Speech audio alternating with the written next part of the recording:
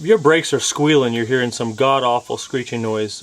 What that is these brake pads have a spring on them that works as a wear indicator. And so once the rotor wears this pad down to this thickness, it starts screeching against like nails on a chalkboard. That's when you know that your pads are, they're worn down. They're ready to get replaced. Okay, I'm going to run through doing a brake job real quick. The first thing you want to do is get on this lower bolt right here, the caliper slider. Get that thing pulled out of there.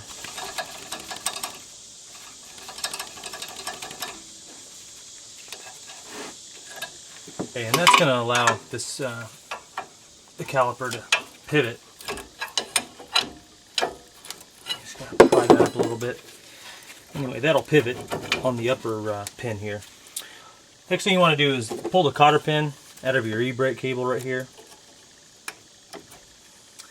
So you're going to have a pin with a spring washer on each side of it. You want to drive that pin out. And then your e-brake cable will slide out and come out.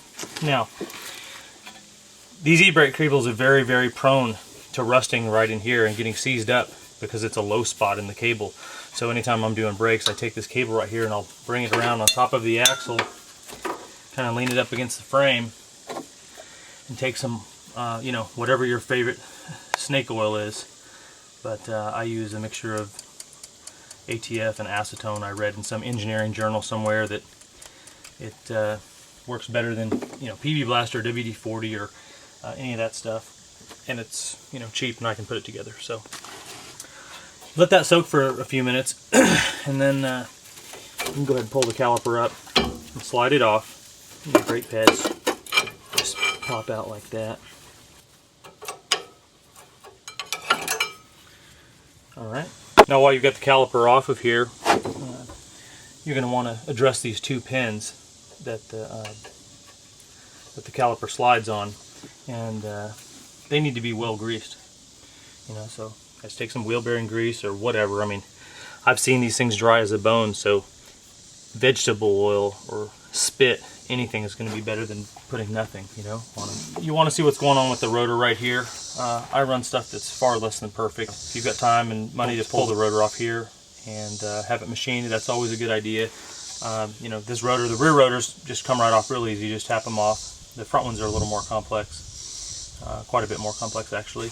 Okay, the next thing you've got to do here, okay, so this is the only part of this operation that requires any special tools at all, and this is what I just call it a Rubik's Cube. I don't know exactly what it's called, but it's a brake tool of some sort. This thing's like $5, at a parts store or Harbor Freight. You can get C-clamp styles that are obviously, going to be higher quality and a better tool if you can afford that. But this is what I carry with me on the road and in the field, and it works. What you need to do is you have to actually spin this rear piston back in. People get C-clamps on them and can't get them to go back in. You can actually ruin the caliper that way. And you just have to force pressure on it and turn it back in. Just screw it in with the ratchet in this tool. Okay, so when you get done pushing the piston back in, the piston's got these two notches in it, and that's what that tool hooks into. And when you get done, you need those notches perpendicular to the axis of the caliper.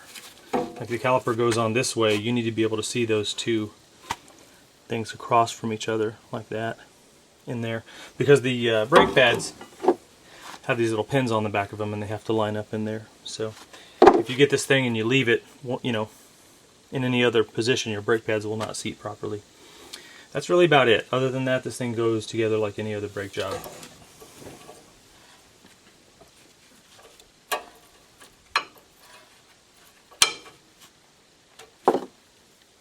Just pop the brake pads in to their little slots like that. Okay, so this e-brake here, e-brake cable, these things may already be seized up on you. And one thing I've done, which has been very successful, take a screwdriver or anything that'll fit in there and pull on these things. Pull the cable out. If you can get somebody up front to pull on it while you let it in, and back and forth, almost like two guys sawing a log, you can get these things broke back loose.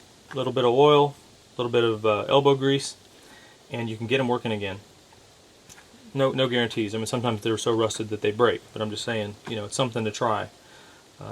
If the cable's strong enough to hold up two guys tugging on it back and forth like that, you know, you've got a good chance. Anyway, you get this thing pulled back under here, get the caliper slid back onto the pin that you've just greased, and get the e-brake cable routed. But anyway, just get it all put back together the way it came apart. The fronts are almost identical to this, except that you don't have to rotate the piston in. It just works like any other, or you know, any standard caliper. You just squeeze it with a pair of channel locks or a C-clamp or something like that. Okay, so I've got this thing all put back together, and if everything's put back together right, you'll be able to just slide this caliper by hand. You know, it should move that smoothly. And you know, of course, the first time you get in this thing, you have to pump the brakes 2 or 3 times in order to push that piston back out to where it meets with the pads. But that's good to go right there.